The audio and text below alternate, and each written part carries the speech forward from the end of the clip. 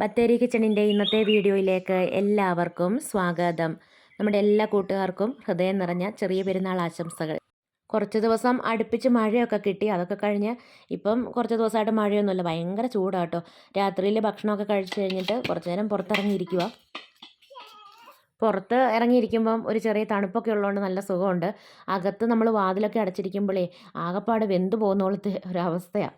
ഇത് ശനിയാഴ്ചത്തെ വീഡിയോയാണ്. ഞാൻ തലേദിവസം കുറച്ച് നമ്മൾ ചോറ് വെക്കുന്ന അരി വെള്ളത്തിലിട്ടിട്ടുണ്ട് പുട്ടുണ്ടാക്കാൻ വേണ്ടിയിട്ട്.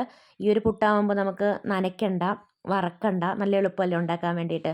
ചെറുപയർ കറിയും വെക്കണം. ചെറുപയറും വെള്ളത്തിൽ ഇട്ടിട്ടുണ്ട്. കുത്തരി ആയാലും വെള്ള അരി ആയാലും നമുക്ക് ഇതുപോലെ തന്നെ പുട്ടുണ്ടാക്കാം കേട്ടോ. എല്ലാവർക്കും അറിയുന്ന റെസിപ്പി ആയിരിക്കും, എന്നാലും ഞാൻ ചെയ്തപ്പോൾ വെറുതെ ഒന്ന് കാണിച്ചതാണ് കേട്ടോ. ആദ്യം ഈ പച്ചരിയൊക്കെ പച്ചരി അല്ലല്ലോ, ചോറ് വെക്കുന്ന അരിയൊക്കെ നന്നായിട്ട് കഴുകി വൃത്തിയാക്കി, എന്നിട്ട് ഇതുപോലൊരു അടപ്പ് വെച്ചിട്ട് നന്നായിട്ട് വെള്ളം ഊറ്റിക്കളഞ്ഞു. ഞാൻ ഉണക്കാറൊന്നുമില്ല കേട്ടോ. ഇങ്ങനെ വെള്ളം നന്നായിട്ട് ഊറ്റിക്കളഞ്ഞിട്ട് പൊടിച്ചെടുക്കുക ചെയ്യുന്നത്. നന്നായിട്ട് ഉണങ്ങി മിക്സിയുടെ ജാറിലിട്ടിട്ട് വേണം പൊടിച്ചെടുക്കാൻ വേണ്ടിയിട്ട്. അരിക്കൊരു ചെറിയ നനവുണ്ട്, എന്നാലും പാത്രത്തിൽ വേറെ വെള്ളമൊന്നുമില്ല. ഇനിയിപ്പം ഉപ്പ് ചേർത്തിട്ട് വേണമെങ്കിൽ പൊടിക്കാം, അതല്ലെങ്കിൽ നമ്മൾ പൊടിച്ചെല്ലാം കഴിഞ്ഞിട്ട് ഉപ്പ് ചേർത്ത് മിക്സാക്കി എടുക്കുകയും ചെയ്യാം കേട്ടോ. ഞാൻ രണ്ട് രീതിയിലും ചെയ്യാറുണ്ട്. ഇന്നിപ്പോൾ കുറച്ച് ഉപ്പൊക്കെ ചേർത്തിട്ടാണ് പൊടിച്ചെടുക്കുന്നത്. പിന്നെ മിക്സിയുടെ ജാറിൽ ഒരു കഷ്ടിച്ച് പകുതി വരെ ഇടാവുള്ളൂ കേട്ടോ, അതിൽ കൂടുതൽ ഇടരുത്. പൊടിച്ച് കഴിയുമ്പോൾ ഈ പൊടി നന്നായിട്ട് കൂടി വരും. അതുകൊണ്ട് കുറേശ്ശെ ഇട്ടിട്ട് പൊടിച്ചെടുക്കണം. പുട്ടിൻ്റെ പൊടിക്ക് എത്രയും തരി വേണമെന്ന് നമുക്കറിയാമല്ലോ, ആ ഒരു കണക്കിന് പൊടിച്ചെടുത്താൽ മതി. ഇനിയിപ്പം കുറച്ച് പൊടി എടുത്തിട്ട് ഇങ്ങനെ ഉരുട്ടി നോക്കുമ്പം ഇതിങ്ങനെ ഉരുള പിടിക്കാനും പറ്റണം, അതുപോലെ തന്നെ ഇത് പൊടിക്കാനും പറ്റണം. ഇതാണ് പുട്ടുപൊടി നനവ് പാകമായോ നമ്മൾ നോക്കുന്ന ഒരു കണക്കിങ്ങനെയാണല്ലോ. അപ്പം അങ്ങനെ ഒരു പരുവത്തിലാവുള്ളേ. അതുകൊണ്ട് വെള്ളമൊന്നും ഒഴിച്ച് വേറെ നനയ്ക്കുകയും കുഴയ്ക്കുകയും ഒന്നും വേണ്ട കേട്ടോ. പുട്ടിന് നനയ്ക്കുക എന്നാണ് പറയുന്നത്, കുഴയ്ക്കുക എന്നല്ലല്ലോ പറയുന്നത്. അപ്പോൾ വേറെ വെള്ളമൊന്നും ഒഴിക്കണ്ട, ഇപ്പോൾ വെള്ളമൊക്കെ പാകമാണേ. ഇനി ഇത് വറക്കുകയും വേണ്ട. നമ്മൾ സാധാരണ പുട്ടുണ്ടാക്കുന്ന പോലെ തന്നെ തേങ്ങയൊക്കെ ചേർത്ത് പുട്ടുണ്ടാക്കി എടുത്താൽ മതി. ഞാൻ ആദ്യം പറഞ്ഞ പോലെ തന്നെ നമുക്ക് ഉപ്പ് എങ്ങനെ വേണേലും ചേർക്കാം. പാത്രത്തിലാക്കിയിട്ട് മിക്സ് ആക്കുന്ന സമയത്തോ അല്ലെങ്കിൽ പൊടിക്കുന്ന സമയത്തോ ചേർത്ത് കൊടുക്കാവേ. ഇതിൻ്റെ ഇടയ്ക്ക് മീൻ വണ്ടി വന്നിട്ടുണ്ട്. മീൻ മേടിക്കാൻ വേണ്ടിയിട്ട് അക്കുവും കുഞ്ഞിപ്പെണ്ണും കൂടെ പോയിട്ടുണ്ട്. എൻ്റെ ഫോണൊക്കെ എടുത്തുകൊണ്ട് അക്കു പോയത് കേട്ടോ, വീഡിയോ എടുക്കാമെന്നും പറഞ്ഞ്.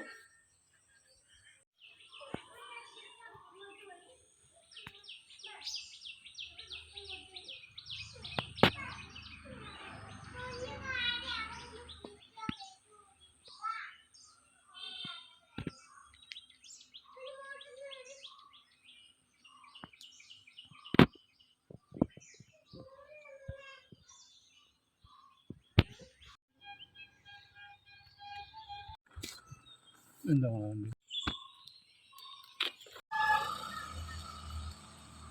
അക്കുവും കുഞ്ഞിപ്പെണ്ണും മീനും ഒക്കെ മേടിച്ചുകൊണ്ട് വന്നപ്പോഴത്തേക്ക് ഞാൻ ചെറുപയറൊക്കെ കഴുകി അരിച്ച് കല്ലൊക്കെ കളഞ്ഞ് അടുപ്പിലേക്ക് വെച്ചിട്ടുണ്ടായിരുന്നേ. അതിനകത്ത് ഒരു ചെറിയ തക്കാളിയും പിന്നെ പച്ചമുളകും ഒക്കെ ഇട്ട് ഉപ്പും മഞ്ഞളും ഒക്കെ ചേർത്ത് വേവിച്ച് വെച്ചു. പിന്നെ തേങ്ങയും മഞ്ഞളും ജീരകവും ചെറിയുള്ളിയും വെളുത്തുള്ളിയും മുളകും എല്ലാം കൂടെ അരച്ചും ചേർത്തിട്ടുണ്ട്. മിക്സിയുടെ ജാറ് കഴുകി കുറച്ച് വെള്ളം ഒഴിച്ചു. ലാസ്റ്റ് ചെറിയുള്ളിയൊക്കെ ഇട്ടിട്ട് കടുകും വറുത്ത് ഒഴിച്ചിട്ടുണ്ട്.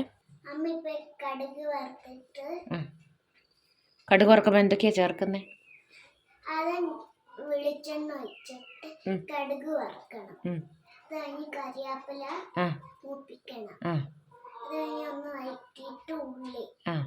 മിടുക്കി, ഗുഡ് ഗേൾ. ഞാൻ വീഡിയോ എടുക്കുമ്പോഴും എഡിറ്റ് ചെയ്യുമ്പോഴും ഒക്കെ കുഞ്ഞിപ്പെണ്ണ് എൻ്റെ കൂടെ തന്നെ ഉണ്ടാവുമല്ലോ. അതുകൊണ്ട് ഒരുമാതിരിപ്പെട്ട സാധനമൊക്കെ എങ്ങനെയാണ് ഉണ്ടാക്കുന്നതെന്ന് കുഞ്ഞിപ്പെണ്ണിന് അറിയാം കേട്ടോ. വീട്ടിലാരെങ്കിലുമൊക്കെ വിരുന്നുകാരൊക്കെ വരുമ്പോഴൊക്കെ അവരോടും പറഞ്ഞു കൊടുക്കും സാമ്പാറും മീൻകറി നെയ്ച്ചോറും ചിക്കൻ കറിയൊക്കെ എങ്ങനെയാണ് വെക്കുന്നതെന്നൊക്കെ.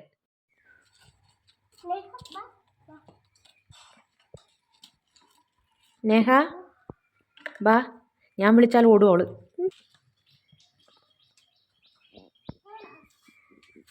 അവൾ ആരുടെ അടുത്തും പോകത്തില്ലല്ലേ.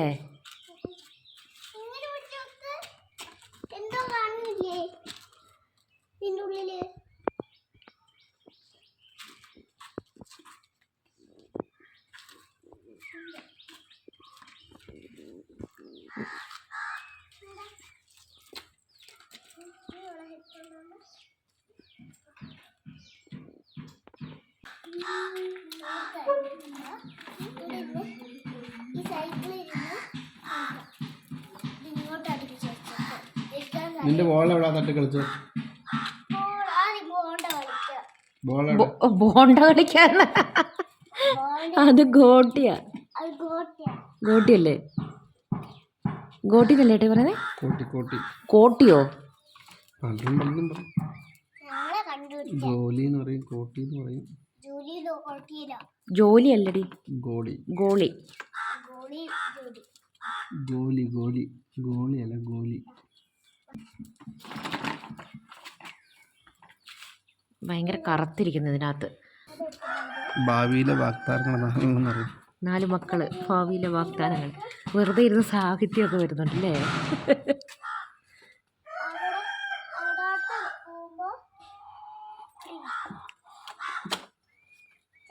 നോക്കുന്നുണ്ട്, നമ്മൾ നോക്കുന്നതന്നെ. അവൾ ആരുമായിട്ട് ഇണക്കില്ല. ഇപ്പോൾ ഒരു വിളി വിളിച്ചോറ് ഒറ്റ ഓട്ടം ഓളൂ. നേഹ, നേഹ, നേഹ ഇങ്ങോട്ട് നോക്കിക്കേ. നേഹ അതേ പോതു. വിളിക്കൂല ബാബാ, ഞാനൊന്നും മിണ്ടൂല. വാ.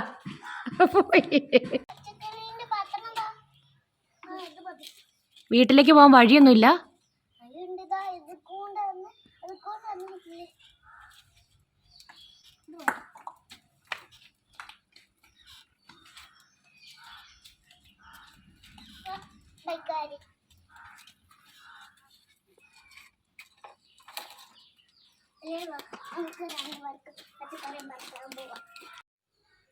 ഓരോ കട്ടുകൾ സെറ്റാക്കണ്ടേ.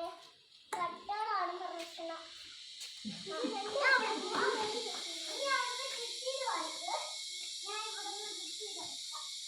വെയിലത്ത് വെച്ച് കളിക്കണ്ട, തണലത്തുള്ളത്. അവിടെ ആ താഴോട്ട് വെക്ക, താഴോട്ട്. കുഞ്ഞോ അതെ, അവിടെ താഴെ.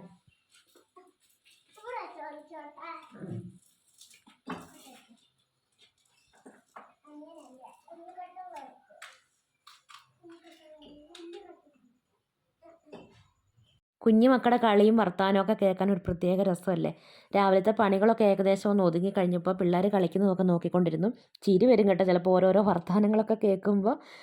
പിന്നെ അതൊക്കെ കഴിഞ്ഞ് പിന്നെ ചോറൊക്കെ കഴിച്ചു. വഴുതനങ്ങ ഞാൻ മെഴുക്കുരട്ടി വെച്ചിട്ടുണ്ടായിരുന്നു. പിന്നെ മീനൊക്കെ തേങ്ങ അരച്ച് കറി വെച്ചു. അതൊക്കെ കഴിഞ്ഞ് പിന്നെ വൈകുന്നേരം ചക്ക വറുത്തത് ആൻറ്റിയൊക്കെ വന്നപ്പോൾ കൊണ്ടുവന്നിട്ടുണ്ടായിരുന്നല്ലോ, അതൊക്കെ കൂട്ടി കടലയൊക്കെ ഉണ്ടായിരുന്നു. ചായയൊക്കെ കുടിച്ചു. പിന്നെ ഞായറാഴ്ച കേട്ടോ ഞാൻ വീഡിയോ എടുത്തേ.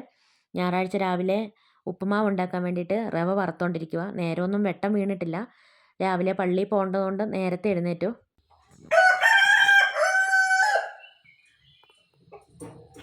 7:30 ആകുമ്പോഴത്തേക്ക് പണികളൊക്കെ കഴിഞ്ഞു, അലക്കലും കൂളിയൊക്കെ കഴിഞ്ഞു. ഇനിയിപ്പോൾ പള്ളിയിലേക്ക് പോകുക. 8 മണിക്ക് സൺഡേ സ്കൂൾ തുടങ്ങും. 8 മണിയാകുമ്പോഴത്തേക്ക് പള്ളിയിൽ എത്തൂല, ഇച്ചിരി താമസിക്കും. ചേട്ടായി ഉണ്ടെങ്കിൽ ആ ഒരു കറക്റ്റ് സമയത്ത് പോകാൻ പറ്റും കേട്ടോ.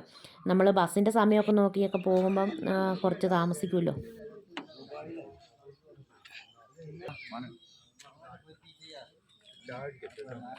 ഇന്നാണെങ്കിൽ ബസ് 5 മിനിറ്റ് താമസിച്ചോ വന്നേ. കുറേ ഓട്ടോറിക്ഷകളൊക്കെ പോകുന്നുണ്ട്, പക്ഷേ ഓട്ടോറിക്ഷ എല്ലാം ഫുള്ളാട്ടോ. ഞായറാഴ്ച ആയതുകൊണ്ട് അവധി ദിവസമൊക്കെ അല്ലേ.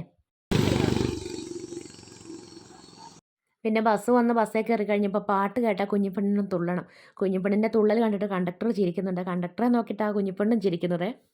പിന്നെ ഉച്ചയ്ക്ക് വീട്ടിൽ വന്ന് ചോറൊക്കെ കഴിച്ച് വൈകുന്നേരമൊക്കെ ആയപ്പോൾ കുറച്ച് പച്ചക്കറികളൊക്കെ പറിച്ച് വെക്കാനുണ്ട്. അതൊക്കെ പറിച്ച് വെക്കുക കേട്ടോ. ഇതൊക്കെ ഇങ്ങനെ കുറച്ചേ ഉള്ളെങ്കിലും നമുക്കിതൊക്കെ പറിക്കുമ്പോൾ ഭയങ്കര സന്തോഷമാണ് കേട്ടോ.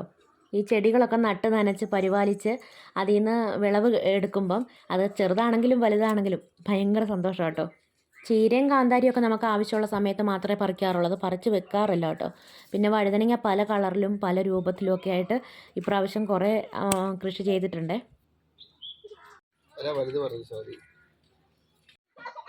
മൂത്ത വഴുതനങ്ങയൊക്കെ കണ്ടാൽ നമുക്കറിയാം. എന്നാലും ചേട്ടായി അടുത്ത് നിന്നിട്ട് അതിനകത്ത് വലുതേ പറിക്കാവുള്ളൂ, ചെറുത് പറിക്കരുത് എന്നൊക്കെ പറഞ്ഞുകൊണ്ട് നിൽപ്പുണ്ട്. ഇപ്പോൾ ഒന്നും ചെയ്യാൻ വയ്യല്ലോ.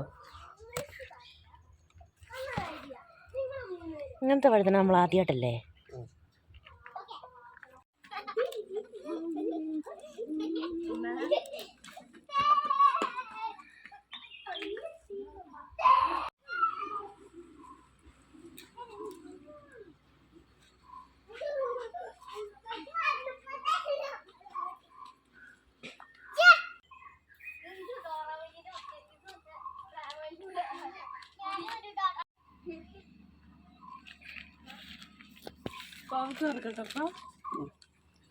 കുറച്ച് നേരം ഞങ്ങളുടെ അടുത്ത് ചുറ്റിപ്പറ്റിയൊക്കെ നിന്ന് ഉപദേശമൊക്കെ പറഞ്ഞ് അതെല്ലാം കഴിഞ്ഞ് മെല്ലെ ഇവിടെ വന്നിട്ട് ഒരു കൈ കൊണ്ട് പച്ചമുളക് പറിക്കാൻ തുടങ്ങിയിട്ടുണ്ട് കേട്ടോ ചേട്ടായി.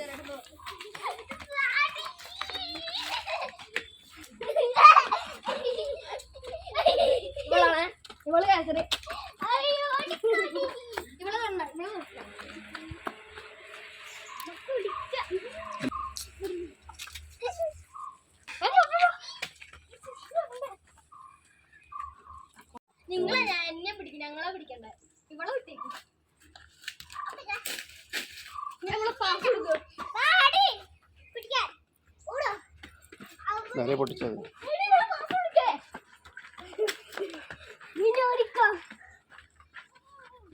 ഇനിയിപ്പോൾ രാത്രിയിലേക്ക് കുറച്ച് നെയ്ച്ചോറുണ്ടാക്കണം. ഞാൻ സവാളയും പട്ടയും ഗ്രാമ്പൂവും ഏലക്കായും സർവ്വസുഗന്ധിയുടെ ഇലയും എല്ലാം നെയ്യിൽ ഒന്ന് വഴറ്റി പിന്നെ അരിയൊക്കെ നന്നായിട്ട് കഴുകി വെള്ളമൊക്കെ മൊത്തം ഊറ്റി കളഞ്ഞിട്ട് ചെമ്പിൽ വെച്ചേക്കുന്നതാണ്. അതിലേക്ക് വഴറ്റിയ സാധനങ്ങളൊക്കെ ചേർത്തു, കുറച്ച് സൺഫ്ലവർ ഓയിൽ ചേർത്തു, പിന്നെ നാരങ്ങാനീര് ചേർത്തിട്ടുണ്ട്.